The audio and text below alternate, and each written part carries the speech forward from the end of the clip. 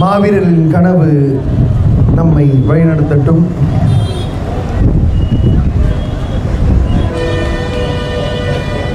இந்த மாபெரும் கண்டன ஆர்ப்பாட்டத்தை ராணிப்பேட்டை மாவட்டத்தின் சார்பாக இங்கு ஒருங்கிணைத்து நடத்தி கொண்டுள்ள நாம் தமிழர் கட்சி உறவுகளுக்கும், நெருக்கடியான நேரத்திலும் எங்களுக்கு பாதுகாப்பு பணியை வழங்கி கொண்டுள்ள காவல்துறை அதிகாரிகளுக்கும், இந்த சின்னஞ்சிறு பிள்ளைகள் என்ன பேசுகிறார்கள், என்ன கண்டனத்தை தெரிவிக்கிறார்கள், எதை வைத்து வழக்கு போடலாம் என்று காத்து கொண்டுள்ள உளவுத்துறை அதிகாரிகளுக்கும், நாம் தமிழர் பிள்ளைகளின் பேச்சுக்களை ஆங்காங்கே நின்று கேட்டுக்கொண்டுள்ள திராவிட முன்னேற்ற கழகத்தின் உடன்பிறப்புகளுக்கும்,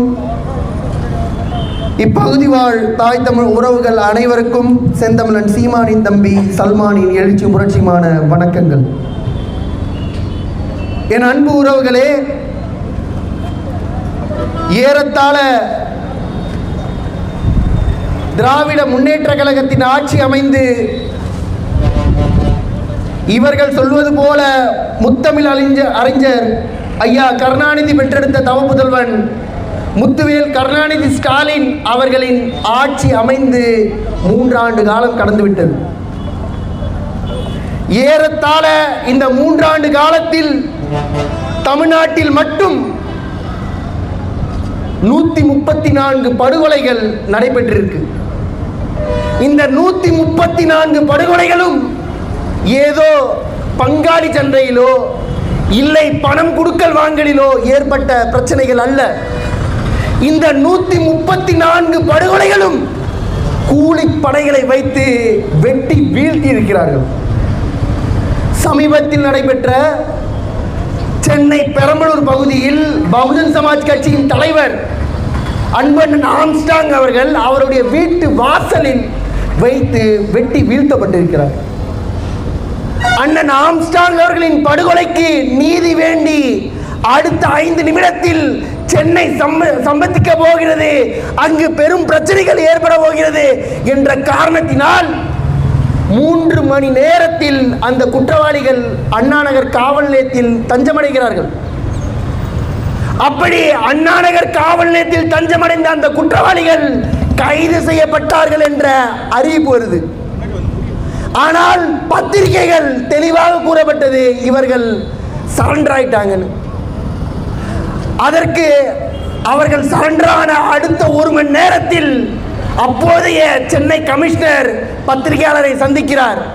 அப்படி பத்திரிகையாளரை சந்தித்து பேசும்போது அந்த கமிஷனர் என்ன சொல்றாரு, அந்த கொலை நடைபெற்ற அடுத்த 5 நிமிடத்தில் அங்கிருந்த சிசிடிவி கேமராக்களை நாங்கள் கைப்பற்றி விட்டோம். அப்படி அந்த சிசிடிவி கேமராக்களை ஆய்வு செய்ததில் இன்னார் தான் குற்றவாளிகள் என்று எங்களுக்கு தெரிய வந்தது. 3 மணி நேரத்தில் கைது செய்து விட்டோம். நான் என்ன கேட்கிறேன், இப்போ சாதாரணமா இங்க ஆற்காடு நகர காவல் நிலையத்தில், ஆற்காடு டவுன் போலீஸ் ஸ்டேஷன்ல அந்த லிமிட்ல ஒரு கொலை நடக்குது. அந்த கொலைக்கான குற்றவாளி எங்கேயோ சோளிங்கர்ல இருந்து இங்க வந்து ஒரு கொலை பண்றானா, அவன் சரண்டர் ஆகிறது அந்த சோளிங்கர் காவல் நிலையத்தில்.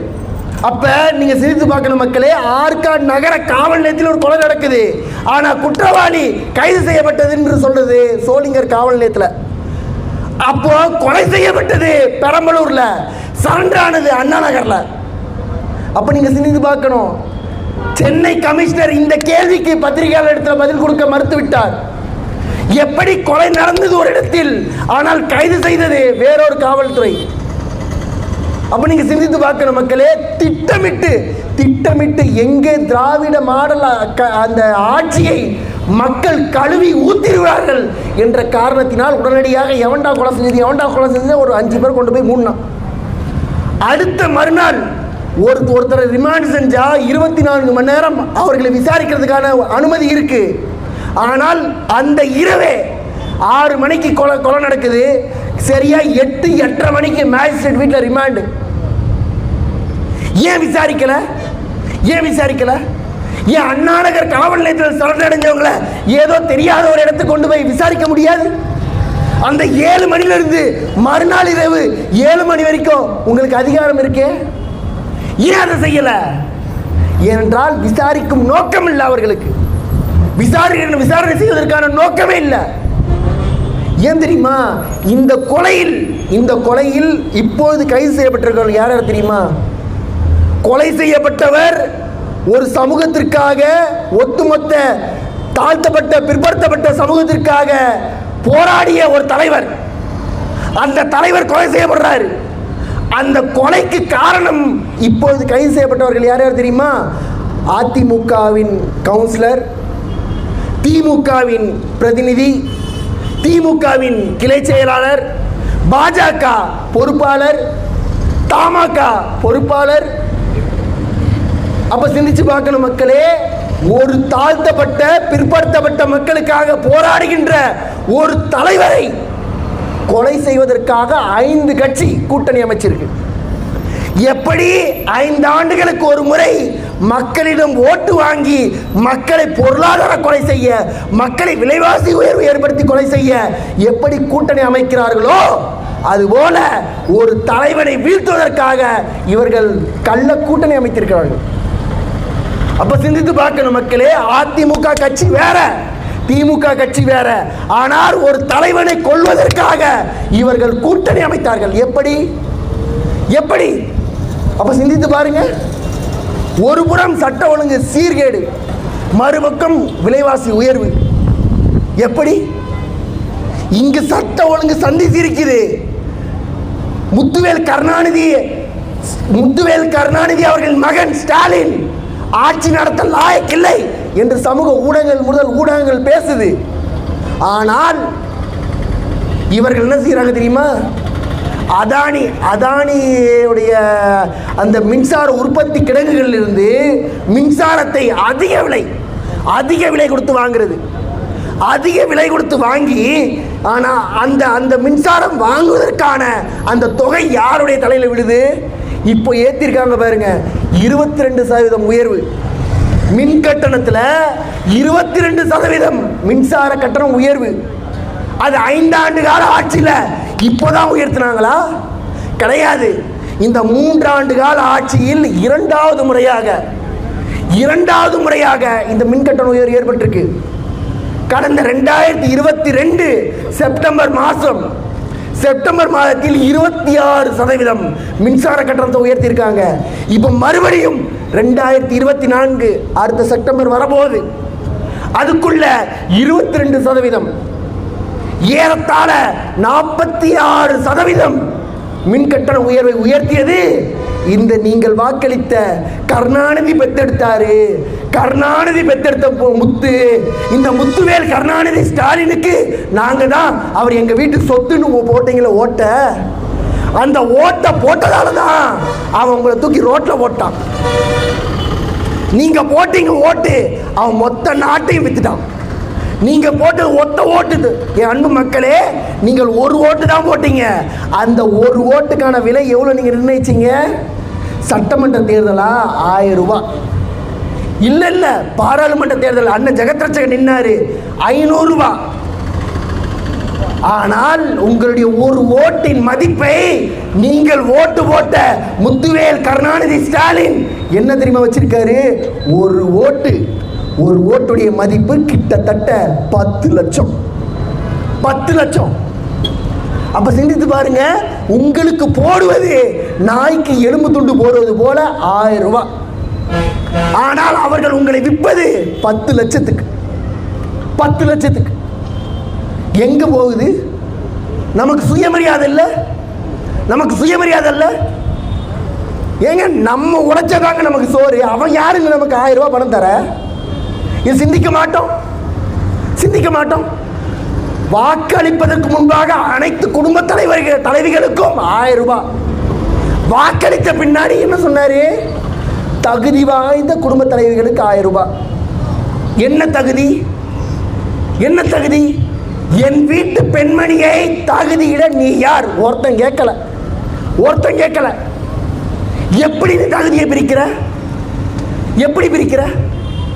என் அன்பு உறவுகளே, நமக்கு தெரிஞ்சதெல்லாம் என்ன தெரியுமா?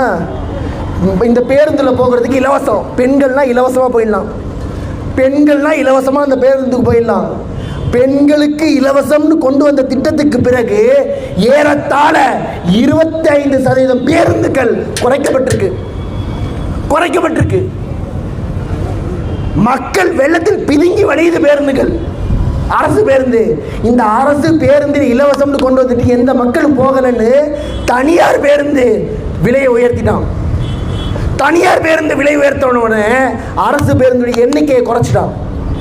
அப்போ தானா மக்கள் என்ன பண்ணுறாங்க, வேறு வழி இல்லாமல் தனியார் பேருந்தில் அதிக விலை கொடுத்து போகிறாங்க. இதற்கான கமிஷன் யாருக்கு போகுது? நேரடியாக போக்குவரத்து துறை அமைச்சருக்கு போகுது. அப்போ சிந்தித்து பார்க்கணும் மக்களே, இங்கு உங்களுக்காக பேசுறதுக்கு நாங்கள் இருக்கோம். நாங்களும் இல்லை என்றால் நீங்கள் நாதியற்று போயிடுவீங்க. நீங்கள் இந்த மண்ணில் நம்ம வாழ தகுதியற்ற மண்ணில் வாழ்ந்துட்டு இருக்கோம். நமக்காக என்ன இருக்கு? சுத்தமான காற்று, குடிக்க நல்ல குடிநீர், சுவாசிக்க நல்ல காற்று, இருக்க நல்ல இடம் இல்லை, உண்ண நல்ல உணவு இல்லை. என் அன்பு உறவுகளே, ராணிப்பேட்டை பகுதியில் தாய்ப்பால் நஞ்சாயிட்டு. அதே போல அங்கு ராணிப்பேட்டை பகுதியில் விளைகின்ற இளநீர் நஞ்சாயிடுச்சு இருக்கு. என்ன காரணம்? நிலத்தடி நீர் முழுமையாக மாசடைந்து விட்டது. இதை பற்றி அக்கறை ஐயா காந்தி அவர்களுக்கு இருக்குமா? இருக்காது. ஏன்? அவர் வச்சிருக்க மினரல் வாட்டர் குடிநீர் அந்த கம்பெனியில் நல்ல தண்ணி கிடைக்குது. இங்க தண்ணி நஞ்சாயிடுச்சு, குடிக்க நல்ல தண்ணி இல்லைன்னா 20 ரூபாய்க்கு வித்துட்டு இருக்கிற தண்ணி பாட்டில 40 ரூபாய்க்கு விற்பாரு. உங்களால கேட்க முடியுமா? முடியாது. ஏன்? அதிகாரம் அவர்களிடத்தில் இருக்கு. அந்த அதிகாரத்துக்கு எதிரான கேள்வி எழுப்ப கூட நமக்கு தைரியம் இல்லை. இதையெல்லாம் பேச வேண்டியது யார் பேசணும்?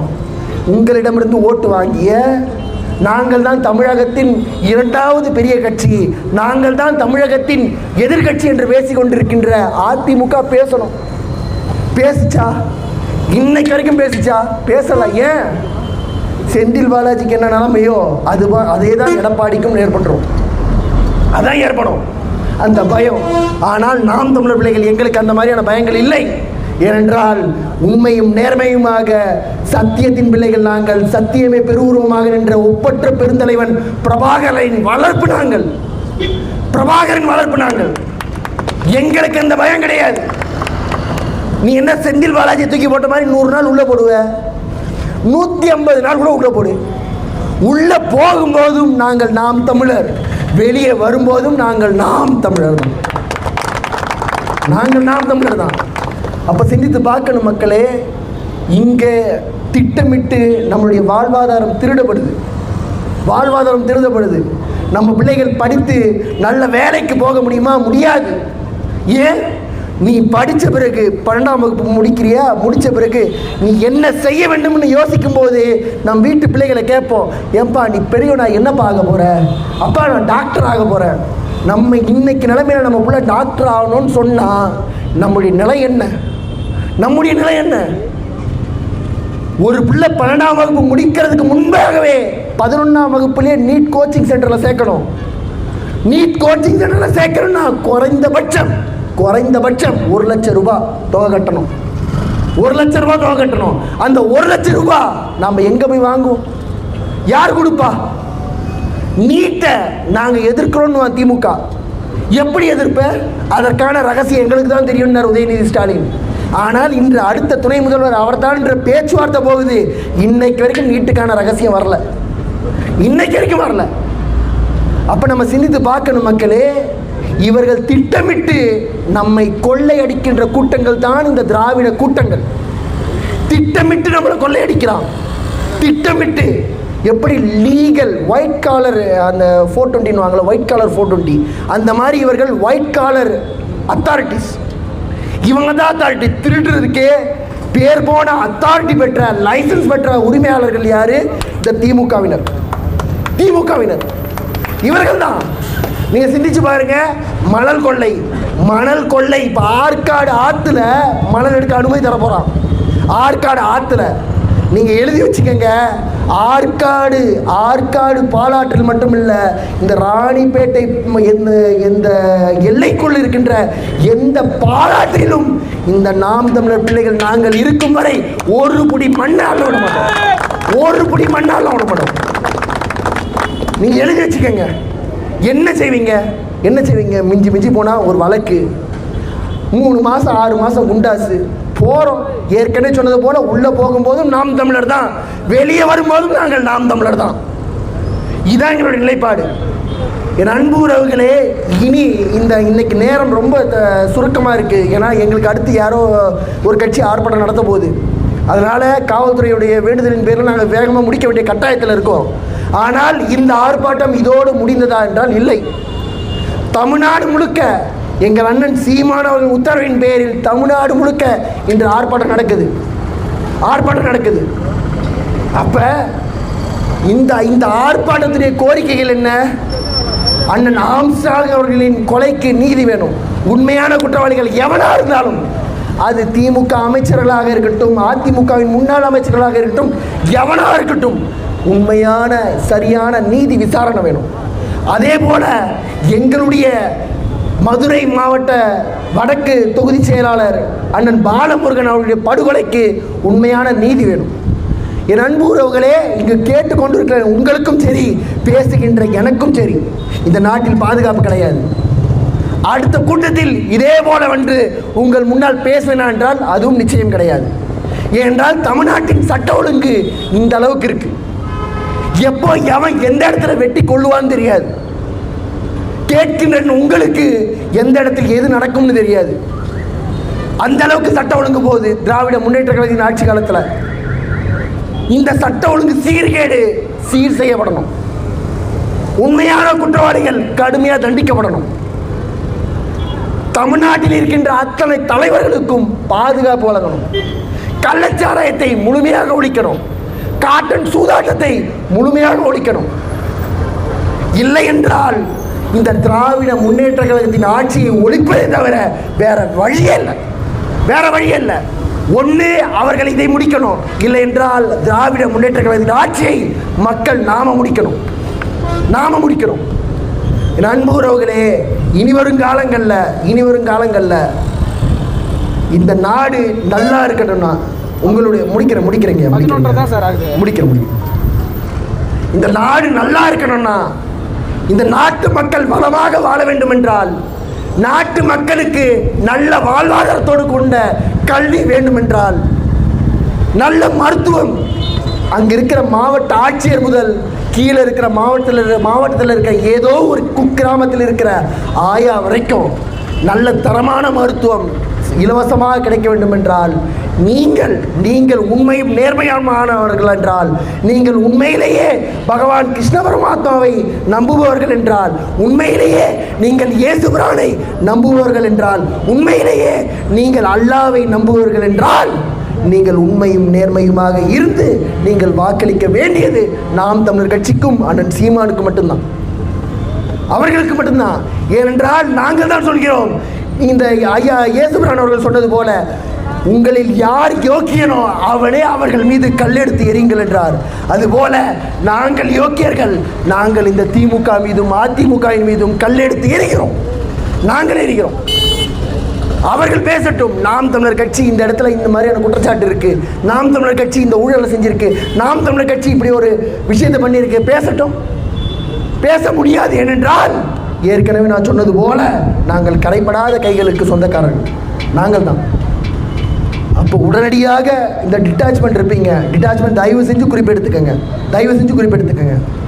நாம் தமிழர் கட்சியின் ஆர்ப்பாட்டத்தில் தமிழகம் முழுக்க இன்று காலை அண்ணன் சீமான் அவர்கள் பேசும்போது சொன்னார், தெளிவாக சொல்லிடு, இந்த ஆட்சி நிலையாக இருக்க வேண்டும் என்றால், இந்த ஆட்சி சட்ட ஒழுங்கு சீர்கேட்டை சரி செய்யணும், இல்லை என்றால் மாபெரும் போராட்டங்களை முன்னெடுத்து நாம் தமிழர் கட்சி இந்த ஆட்சியை முடித்து கட்டும் சொல்லுங்க.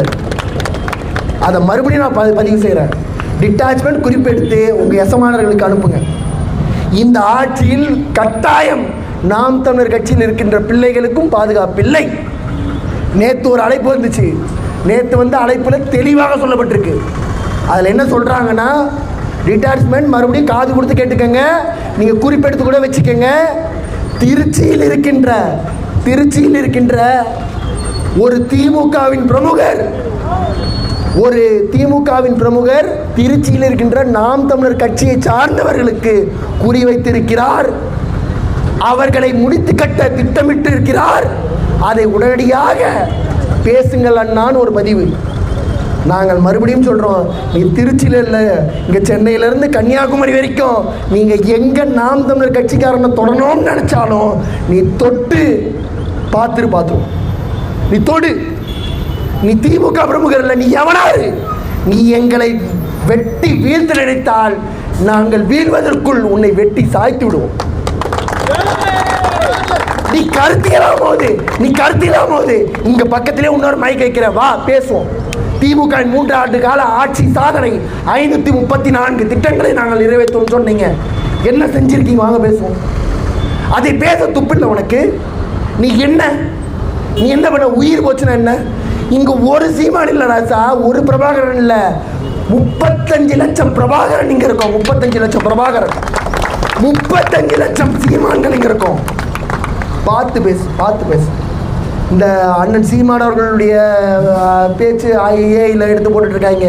அண்ணன் சீமான் பலமுறை சொல்லியிருக்காரு, நம்மை அறிவால் வீழ்த்த முடியாதவன் அவதூறுகளை கையில் எடுப்பான். எங்களை அறிவால் தர்க்கம் செய்து வீழ்த்த முடியாத திமுக எப்படி கருணாநிதியின் ஆட்சி காலத்தில் சோனியா காந்தியின் மீது, எப்படி ராகுல் காந்தி, ராஜீவ் காந்தியின் மீது, இந்திரா காந்தியின் மீது எப்படி அவதூறுகளை பரப்பினார்களோ அதுபோல இன்று அண்ணன் சீமான் அவர்கள் மீது அவதூறுகளை பரப்பி வருகிறார்கள். மறுபடியும் சொல்றேன், அவதூறுகளுக்கு பதிலளிக்க வேண்டிய அவசியம் நமக்கில்லை. நமக்கான தெளிவான பாதை இருக்கு, நமக்கான இலக்கு இருக்கு. நம்முடைய இலக்கு இந்த இனத்தின் விடுதலை என்று முழக்கிக் கொண்டு நாம் முன்னேறுவோம், தொடர்ச்சியாக முன்னேறுவோம். நமக்கு இந்த ஆர்ப்பாட்டத்திற்கு அனுமதி தந்து பாதுகாப்பு பணியை வழங்கிய காவல்துறை அதிகாரிகளுக்கும், எங்களுடைய பேச்சுக்களை பொறுமையாக இருந்து கேட்டுக்கொண்டுள்ள இந்த பகுதிவாழ் பொதுமக்களுக்கும் என்னுடைய நன்றியை கூறி விடைபெறுகிறேன். இப்பொழுது சுருக்கமாக முடித்துக் கொள்வோம். மீண்டும் ஒரு முறை இந்த திராவிட முன்னேற்ற கழகம் திருந்த போவதில்லை. இன்னும் 2 ஆண்டு கால ஆட்சி கட்டாயம் நிறைவடைய போவதில்லை. எப்படி இருந்தாலும் மீண்டும் இதே இடத்தில் மீண்டும் கூட போகிறோம். அப்பவும் நாம தொடர்ச்சியாக பேசுவோம். நன்றி, வணக்கம். நாம் தமிழர். இந்த போராட்ட தமிழ்நாடு ஃபுல்லாக முன்னாடி ஸ்டாலின்